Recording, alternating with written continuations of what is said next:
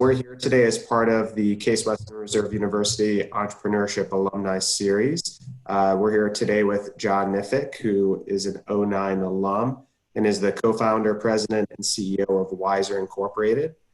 And we're also here with Case Western Reserve University student Bob Veale, who will graduate in 2022 and is pursuing his BS in finance. So without further ado, I'll hand it over to them. If you have any questions throughout, please post in the Q&A portion, and we'll get those answered throughout. So thank you for joining us, and I'll turn it over to you, Bob. Sweet, thank you. Hello, everyone. Today, I am lucky enough to introduce and moderate the conversation with our guest speaker, John Knific. John got his undergraduate degree at Case Western, and during his time there is when he first became an entrepreneur. He started Decision Desk in his dorm of his senior year and worked with the company as the CEO and founder. After a little over 8 years, he moved on to his next startup, which he continues to do today at Wisr. John is passionate about education technology and the role startups have in helping higher education. It is my pleasure to formally introduce John Knific. Hey, Bob, how are you? Good, how are you? Good. Can you hear me okay? I'm playing with this new podcasting mic. What a perfect occasion for that, right? Oh, that's awesome. So John, can you give us a little background about yourself? And did you always know you wanted to own your own business and be an entrepreneur? Definitely not. Oh, maybe in retrospect, there were some leading indicators. But background, how far back do you want me to go? You tell me. Okay. Like high school, college, maybe starting college. Sure. So, so I'm an '09 Case grad. I went to Case Western originally pre-med, so I'll start there. So I have always had my foot in sort of two worlds. I've always really liked math and science. That would maybe go back to high school. But my parents are both professional musicians and music professors. And so I took piano very seriously. I'm an avid jazz pianist, studied that my whole life. And so Case was a really wonderful opportunity for me because I was accepted to the pre-professional scholars program for medicine. So it kind of gave me almost what felt like at the time a lottery ticket to get into med school. But, it's a really great music program. They have dually with the Cleveland Institute of Music. So that's ultimately why I picked to go to Case, because it kind of let me keep a foot in both of those worlds, where some of the other places I was admitted, I have to make kind of that choice early on. Ironically, I got to my junior year. I'd been, stuffing credit hours to kind of keep on top of both of the majors. And I decided to study abroad for 6 months and just do music. And while doing that, I decided I didn't want to be a musician professionally, so that was good. But I also decided that I wasn't sure I wanted to be a doctor. And I had always had sort of side hustles. I built websites for friends. I had a couple little businesses in high school. And so I put together what was kind of an executive summary / business plan, not having built a business plan before. So if you read it, I would have failed out of any class you'd have to take at Weatherhead. But put together a little business plan for basically like, this is going to sound ridiculous, but a musician's social network that was all video based.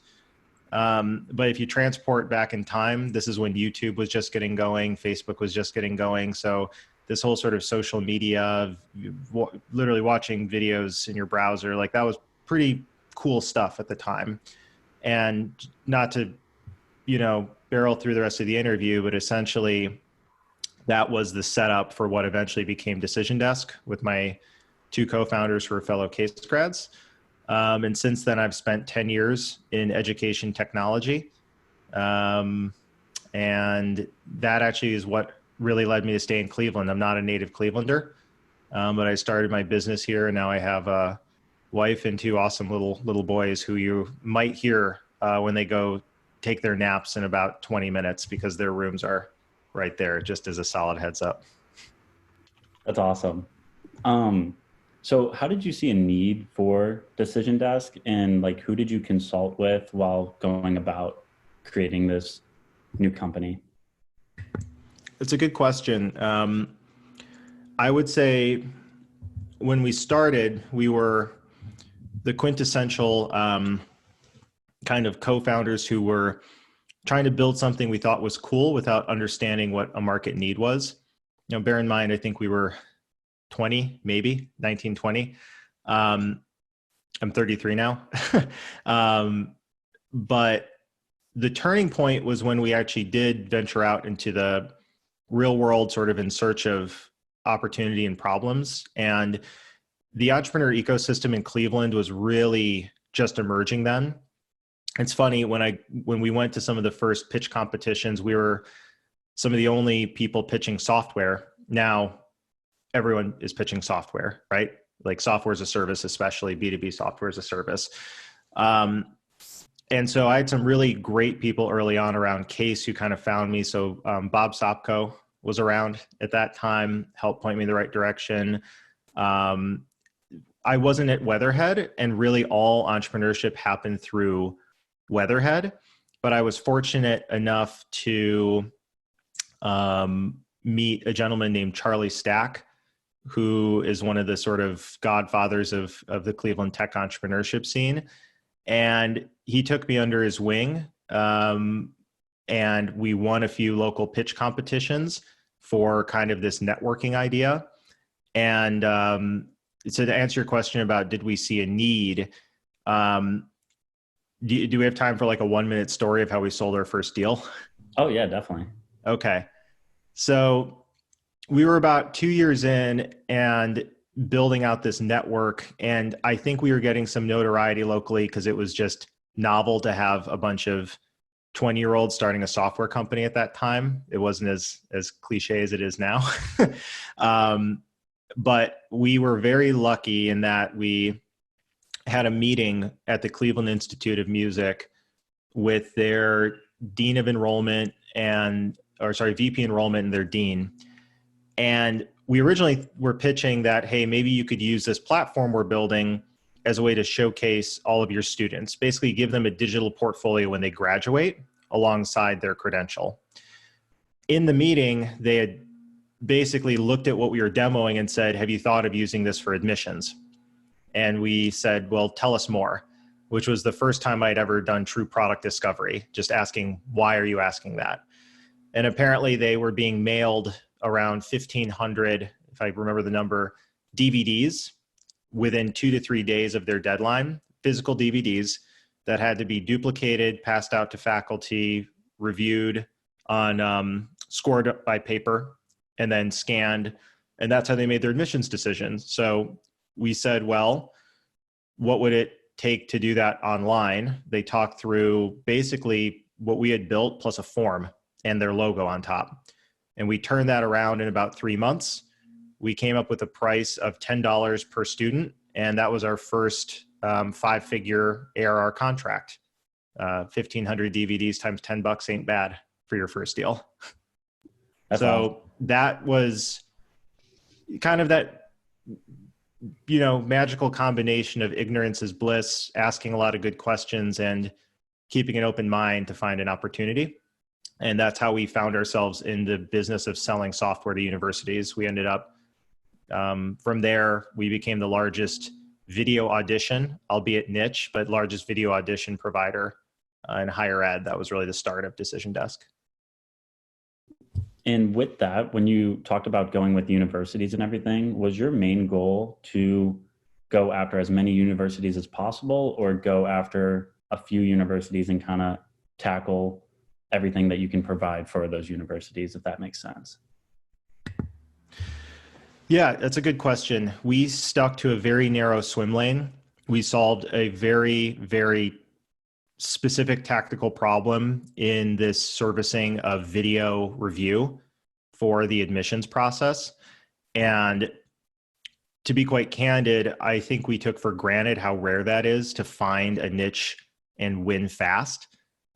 We grew from, I want to say, in the very first year that we were doing this, we were doing maybe 50,000 in revenue. And we grew to about $1 million in revenue in I want to say 24 months selling that solution, because we found our way into around, I think, 70, 80 universities using it. The real trouble kind of for the company was when we had taken on capital against that niche, which isn't big enough to really warrant true venture. So we found ourselves forced with the question of, are we video screening, period, as in video screening for lots of different verticals, or are we going vertical into the university and offering more services around the admissions process? And that actually, that was a struggle that took a lot of years to play out. Which of those two we were. A lot of difference of opinions between the co-founders on that and the board and all of the above. No, that's awesome. If you don't mind, can you talk a little bit about how you then transitioned from Decision Desk to Wisr, and if they were at all related, and did you use advice from Decision Desk going into Wisr? Yeah, let me think how to start that. So the move to Wisr at the beginning was bittersweet. I was very excited for a clean slate. We were built on the same cap table and product and infrastructure that I had created when I was 20. And I was, I think, 29 when the sort of original conversations about moving on to something else were starting to percolate. The company was in a tricky spot. I had recovered it sort of through two pivots.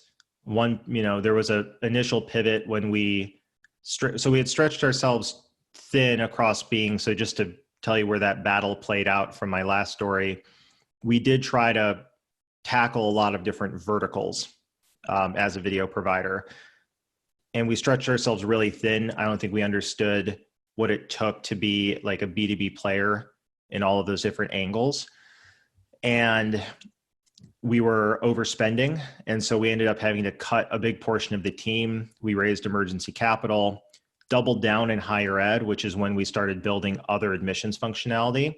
And we ended up doubling revenue that year without increasing OpEx. We then proceeded to, unfortunately, make a very strong tactical error, where we took on some really, really big services heavy projects on a tech stack where we had never, and kudos to, my co-founder at that time, CTO, who had built everything and made it work. We never quite replaced and had a strong sort of tech presence. And we were putting our lead engineers in really tough positions, really smart people, because we were selling things way ahead of where we had certain capabilities. And so we had sort of these really big enterprise deals. One was 7 figures in contract size, and we weren't quite able to service them. So what happened was, out of that successfully, but the company was not high enough growth where it really warranted raising additional capital. But it also was at a point where if we sold it, it would sort of be a dollar for dollar back for the investors. And we had to make a tough decision. I had to make a tough decision, which is, if I personally feel the desire to leave, is it the best course to bring in a new CEO, or best course to push the company for a sale? And I left that decision up to the board. And there was sort of a consensus that there's still a good company here, a really good heartbeat of a company, and that it would make sense to recruit a new CEO. So during that time, I did a lot of soul searching, and one of my good friends and awesome teammate, Kate Bolzer, she was my VP business development, had pitched this idea that every student should have a personal circle of advisors. And I was really interested in doing something with more of a student success lens to it, having now witnessed more of the education market. And so she had left and formed the company Wisr. And then, I was basically like a very dedicated advisor, and then decided that this is something I'd want to co-found, and then jumped in with both feet. That's awesome. Was there a lot of market research into Wisr? I know Kate originally started it, but like, did you see her do a lot of market research? We Wisr has had some things that we leapfrogged because of our mutual experiences. Hers in the having worked in universities. She has her MBA from Chicago Booth. I've been School of Hard Knocks running software companies for a while. The thing we did a leapfrog on was at Wisr, we booked 6 figures in revenue before writing a line of code. So we knew that in higher education, you need really great pilot partnerships because it takes time. And it takes time, and it's peer influenced, and people need to see results before they get comfortable. And so huge kudos to Case. So it's Case Western, U Chicago, and then 2 liberal arts institutions, Oberlin College and Denison, where I'd formed good relationships. And those 4 institutions basically jumped in and created an advisory board that combined their success and career services team members. And that basically was a product advisory council. And we built the software with their thoughts in mind and essentially their capital behind it. And then once we felt good about that, we raised a seed round to basically go from there. That's awesome. So how have things been going at Wisr recently, and especially with like all that's going on in the coronavirus and the COVID-19? You want to speak on that a little bit? Yeah. So it's been an insane couple of weeks for us. It's so funny getting a chance to talk about some of the admissions work we did at Decision Desk, and we maybe are kicking ourselves for not seeing this earlier. But one of the solutions we decided to launch at Wisr under actually the partnership with the University of Chicago is the ability for newly admitted students to be connected with a current student who's a trained ambassador that kind of can be a peer mentor, but also a way for very authentic way for the admitted student to understand their future at the institution. If you think about voice of the university as the sort of sales voice of why to come to Case, the idea as a current student is going to be a much more authentic way for you to get a sense of really what campus is like. And we thought that would be a great, not only yield mechanism for the school, but also really helpful so the student has sort of a peer mentor when they show up on campus. So we had successfully launched this solution about 6 months ahead of coronavirus. And as soon as all these major campuses had to shut down their on-campus events, they had no vehicle to directly engage those admitted students with ambassadors, including the staff and the admissions counselors. And so in the last 2 weeks, we've implemented 18 new universities. And without being, I can't disclose numbers because we're privately held, but we've doubled the company's annual recurring revenue in total in the past 2 weeks. So it's been crazy. And when this sort of big influx started, our team was 6 people, including me and the other 2 co-founders. And so we've been doing what is normally a 45-day implementation inside of 5 days. And we're actually in the process of hiring 6 new people, all starting remotely for the company. So I feel truly grateful that we are one of the few companies that there has been opportunity. We're also grateful that the solution we built is one that can help schools because, the alternative was basically canceling everything to their strategy. So we're basically helping them virtualize what that strategy looked like. And what's nice is thinking longer term. Now, one of our visions was when a student steps foot on campus, they have a circle of advisors. And we sort of have bookended this where we have a lot of career mentorship from sophomore year on. We have the admitted student portal. So now we're working with provosts and even some presidents to think about the solution starting the minute you're admitted through to when you're an alum and sort of evolving with you through that life cycle, which is a really big vision for our technology on a campus, one that requires interplay from lots of departments and is kind of the fruition of now the company's, is the company 4? Yeah, the company just turned 4. So it's sort of the culmination of many work. It almost feels like the fast forward button was hit though, these past few weeks.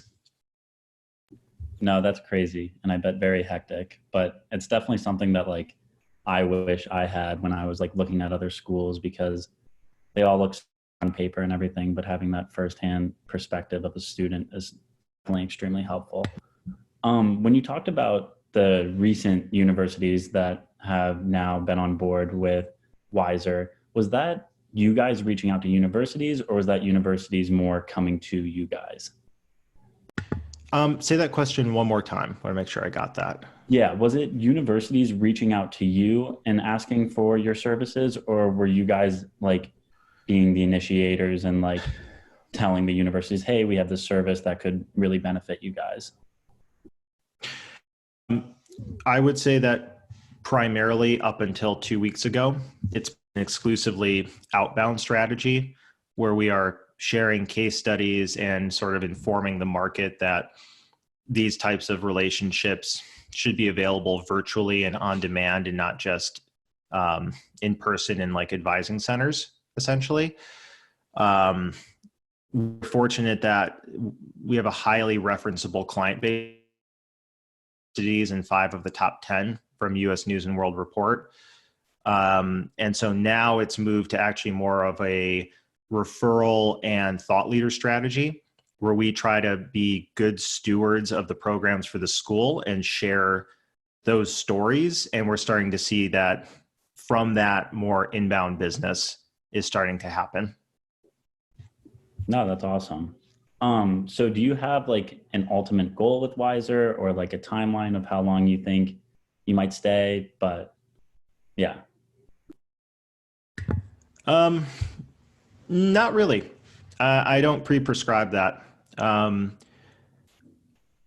You can do something you're passionate about, make a difference, and make money, right? There's like sort of all these different variables. And for me, the lever of being a good father and being good to my family is a variable that wasn't in the equation. Like when I had Decision Desk, my first son was born kind of late into that venture. And this venture, we're solving a really interesting problem. It's growing very quickly. And what I really love is that my 2 co-founders, we really balance each other out very well. I mean, we've been working stupid hours these past few weeks, but sans that, everyone understands when I go offline from 5 to 8 p.m. to do dinner and, bath and bedtime with my kids, and I'll come back on at night. We can create a culture that is, I think, very modern and representative of people needing to live their lives and not just grind. Not that the 40-hour work week is always practical as an entrepreneur, but I think as long as we're growing and seizing market opportunity, I'm really excited about what we're building here. So I'm not doing it with a end in mind. I just want to, at the end of the day, as I put my board member hat on, we're driving tons of shareholder value, and let's keep doing that. And from a personal standpoint, it's nerve-wracking, but honestly, this is the only life I know, is starting companies like this. So I love it. No, that's awesome. Can you talk to us a little bit about your team and like the people you work with daily and how long they have been with you? And I know some of them were with you at Decision Desk, so how that's translated now to Wisr. Yeah. The team is really interesting. So, Kate and I essentially have come up with a really good balance where she's front of house and I'm back of house. Kate's an extrovert. I'm a forced extrovert by having to be a CEO for a while at my last company. I don't know if that's my natural being, but she's really good at sales, an incredible relationship builder, really good at reading people. That makes her a very effective CEO. And so she's able to keep pushing forward with energy and optimism and seizing opportunity. And I care very much about building something to last and building something great. And so I focus a lot on product, customer success, marketing, those sorts of elements. And the missing piece, who we recruited very early on, he's an equal equity co-founder, is Chris Ciccarello, our CTO. So this is going to sound ridiculous, but Chris is actually technically related to me. He's second cousins of my wife. Big extended Italian family kind of thing. And so he and I actually really met through the startup scene. We didn't really like cross paths in family life very much. And I'll tell you, I mean, how often do you meet a student venture where they're like, this is this great thing, but all I need is someone to code it, right? Which I always say, like, go sell it and convince someone that it's worth their time to code it. But Chris is one of, I think, just the best engineers and product minds I've ever met. And the timing was crazy because he was coming out of another venture and was literally like a minute away from signing on to become a senior engineer at Trello. This was 4 years ago. And I basically asked him, like, are you up for one more? Are you up for doing one more of these things? And so he hopped on board. So that's kind of how the co-founders clicked together. And right now, as far as the rest of the team concerned, we actually have 2 VFA fellows on the team serving in a marketing and customer success capacity. And we have a sales rep. So that was the 6. And we're right now hiring. We just recruited a new VP of customer success, 2 more senior engineers, and 3 customer success associates. So the team's, I think, at 10 right now, and with open recs, we'll probably be at 12 or 13 in the next month. Wow, that's awesome. So we have our first question from Mitch Webb. He asked, how is Wisr prepared for the increase in customers, both in terms of infrastructure and manpower? A really good question. So infrastructure-wise, again, with Chris, just with lessons learned, he's a pretty seasoned veteran at scaling SaaS products. And so as I sort of had to jump in and basically play the role of implementer to field these new deals, he took entirely a DevOps mindset over the past month. And so he's leveled up a lot of our infrastructure, and in the process, recruiting and putting in place a full-time DevOps role that just focuses on performance. Luckily, the product was built well, so it's been holding steady, and no major bugs. Sort of functionality has been really good. One thing that I appreciate about Chris's methodology is, he's really against doing anything custom for any one customer, unless it's sort of a separate professional services type deal. But the app itself is quite simple, although it has a lot of features. It's designed well enough that there's not a ton of surface area to break. And then from a customer success standpoint, I would say that that's been the greatest human capital need. First executive that we recruited was a VP customer success. So that's the first exec we've ever recruited in the last 4 years. We're putting in place a customer success platform. It's called Tatango. And we're staffing up CSAs because we are keeping up with ticket volume, but it's, what's the word? It's unsustainable, but it's like, it's a false metric because, me and Anna, our CSA, are answering tickets like 12 hours, 14 hours a day. And so just to be scalable, we're getting that down, training people and putting a routine in place. No, that's awesome. So we have another question here from Sarah Bartlett. You mentioned you sold 7 figures of business without having the product fully developed. How did you manage any differences between what you had sold and what the end product turned out to be? Was that something that you were transparent about with the initial customers? That's a really good question. So short answer is, we did not manage the differences successfully. That deal did not go very well. But what I will say is we were very transparent in the implementation process that you're working with a startup, and while it was a 7-figure deal, it probably should have, this is going to sound nuts, it should have been an 8-figure deal in retrospect.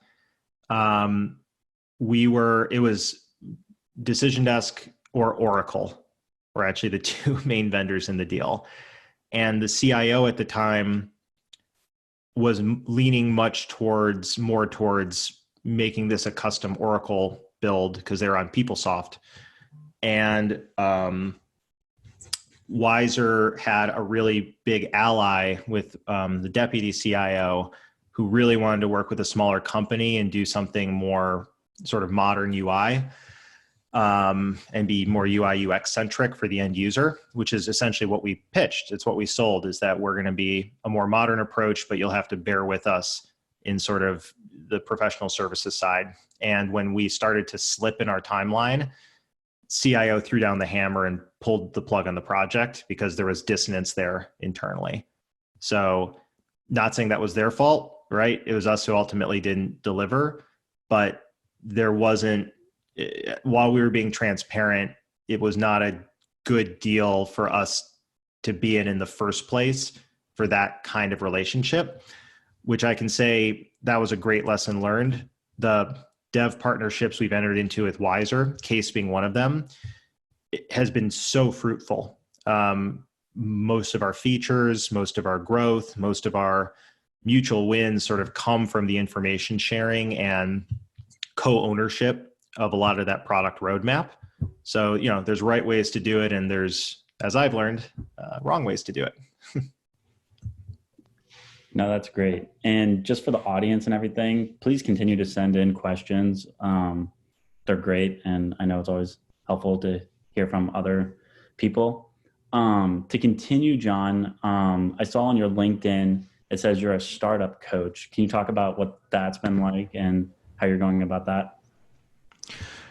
So that is probably the one bullet point in my description that's gotten the least attention of any of them, between having 2 kids and this business kind of going bananas the past month.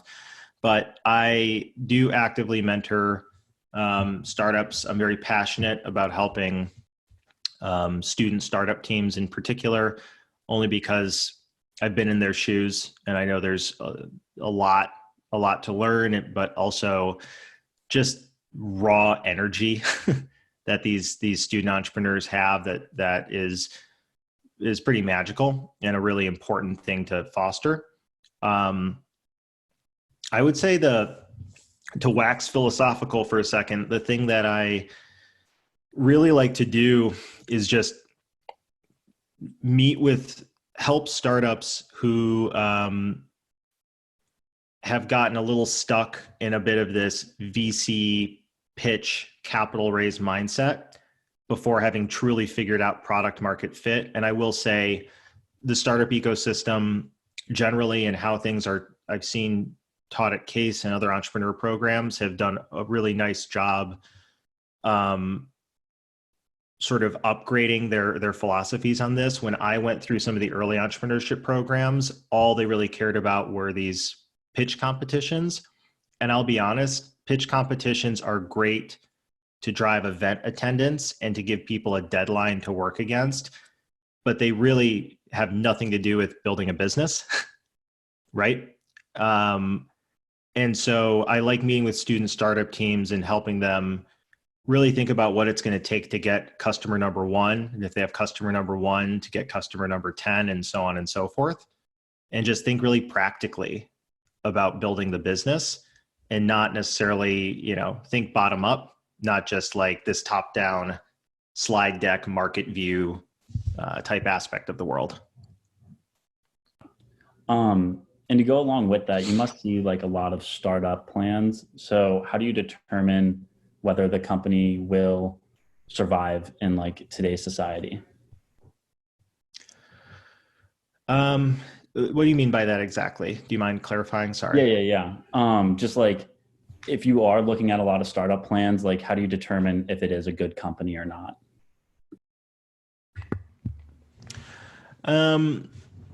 That's a good question. Well, I think early on you're betting on the team, and you're also betting on their ability to achieve product market fit.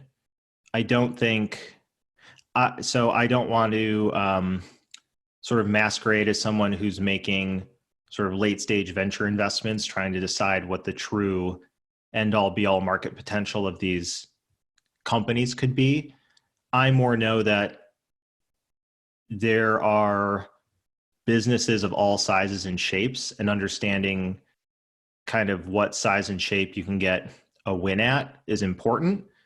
And sometimes as a young startup, you get carried away by all the potential and forget to get incremental daily wins and just do the best. You sort of have to do the next best thing, and then from there figure out the next best thing, rather than get too carried away with sort of shiny object syndrome, is what I call it, for lack of a better term. Yeah.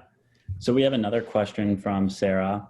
When first creating a business, it is easy to get carried away with thinking about scaling from a financial perspective and not necessarily an operational perspective. Right now, you mentioned you're needing to rush to backfill needed capacity. What are some of your thoughts for when this current rush has slowed, and what your organization will look like then? So that is also something learned from experience.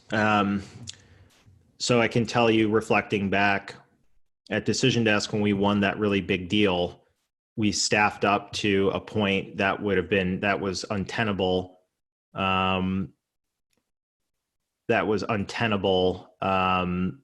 Without that deal. The company right now has successfully implemented 70% of those deals. Like, they're up, live, and thrilled. So we've actually executed on them successfully, and we have enough revenue per employee that we're, on a metrics basis, clearly understaffed. So the key is to hire so that we can continue to support this business and support sort of a growing amount of business without overhiring, assuming that this is the new normal. To be candid, though, it feels like we're not going to be out of these woods for a little while, and there's a magic to momentum. There's sort of a magic to momentum in that people have seen the great work we're doing, and more schools want to come to the table, because having these virtualized options, even without our current situation, is really a good thing to have, especially in terms of access. Not all students can afford to fly to campus for a tour. right? You need to have virtual options. So for us, we just are making sure that the staffing up is appropriate, but also the business is diversified in the sense that we're talking about a couple dozen universities who have come in and been implemented successfully rather than sort of one whale deal, which then you definitely have that risk where disproportionate percentage of your revenue sort of rides on one contract, which is, not the case here. Good question, though. Yeah, that's great. We have another question from David Jargello, case 82. Assuming for the sake of the discussion that we are heading into a coronavirus recession, do you have any thoughts on the climate for venture investment? One, generally, and two, in the greater Cleveland area? My reference point for the question is in the sequel Capital Black Swan post on Medium in early March, which you may have seen. Saw it, will be totally honest, skimmed, did not fully process. So without speaking kind of past my knowledge set, ironically, my first company was started in 2008, which also wasn't known for its good financial times. I think this is a different animal altogether, for sure. I mean, a lot of companies are going to suffer. A lot of companies that have capital that relied on having an 18-month runway to execute against, to grow against aggressive milestones, are going to be in a tough spot. I also think that born from constraints comes a lot of potential innovation, and there's a lot of other market needs that are going to emerge as a result of this. And entrepreneurs do what entrepreneurs do. So I will also be curious to see how the VC how VC funds respond to this. It seems like those who are adaptable still have to deploy that capital. They have that capital. It's a whole different ball of wax if they're making capital calls and they can't be realized if things truly get that bad. But it seems like it's going to be more management of current portfolio and understanding how their mechanism of investment is going to adapt. But again, I can't speak to it from a VC mindset, more from just seeing some of my friends' startups struggle and a few of my friends' startups thrive, sort of this polarizing dynamic. Be interesting to see how it shakes out. Yeah, and you mentioned how Decision Desk in 2008 was dealing with that recession. How difficult was it to start your first company during that time period? Honestly, ignorance is bliss. We didn't really know.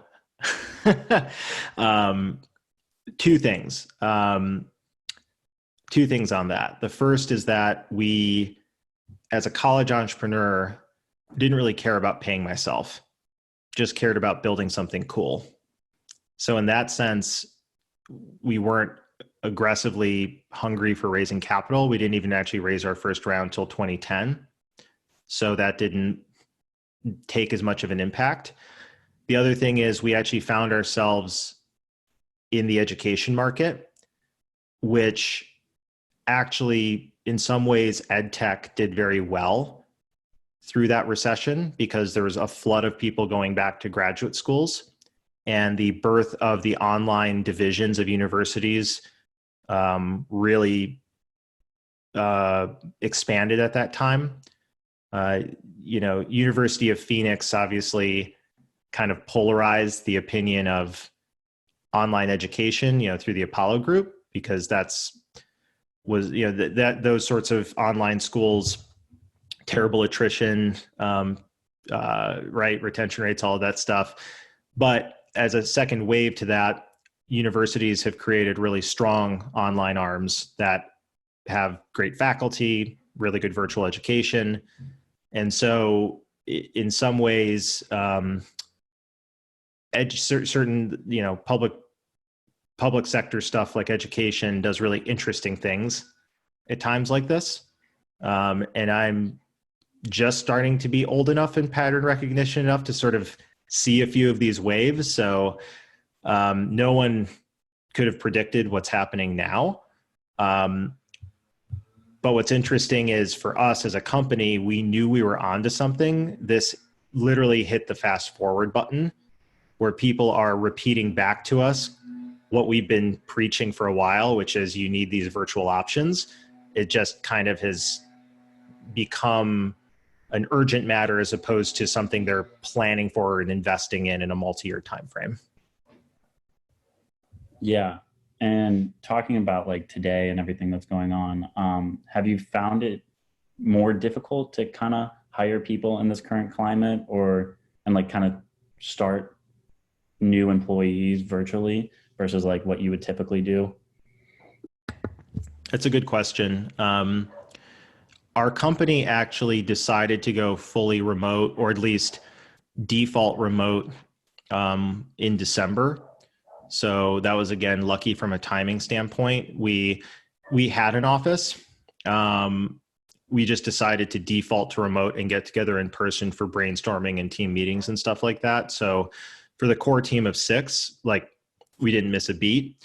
But having to onboard some of our first hires on Monday, fully virtually, we had some interesting issues.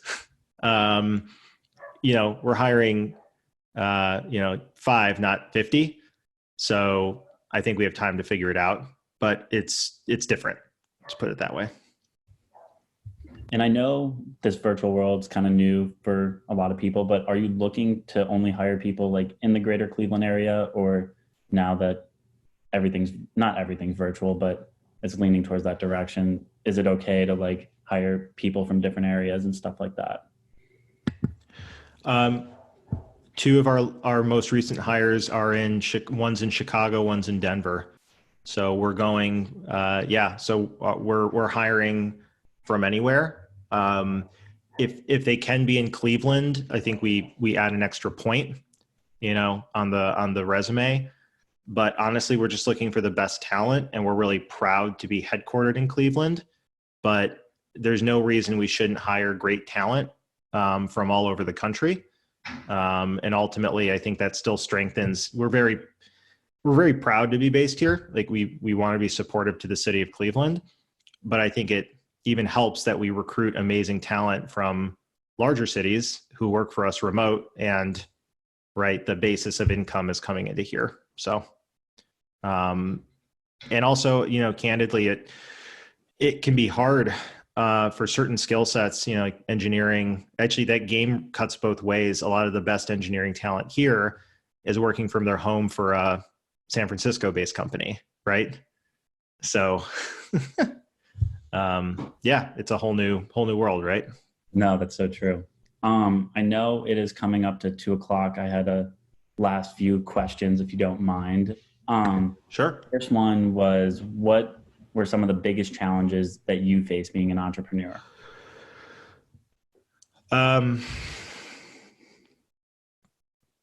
Letting people down. I think, like a lot of kids who probably go to Case, shouldn't call you kids. Didn't mean it that way. Like a lot of students who go to Case, I was always good at school, took on a lot of extracurriculars, did well on assignments. I like failure from a hypothetical standpoint, like building, testing products, things don't go well. But when you have to fire somebody who you really like, and them, and their family, like embracing somebody else's failing because you failed, that's a really hard lesson as an entrepreneur.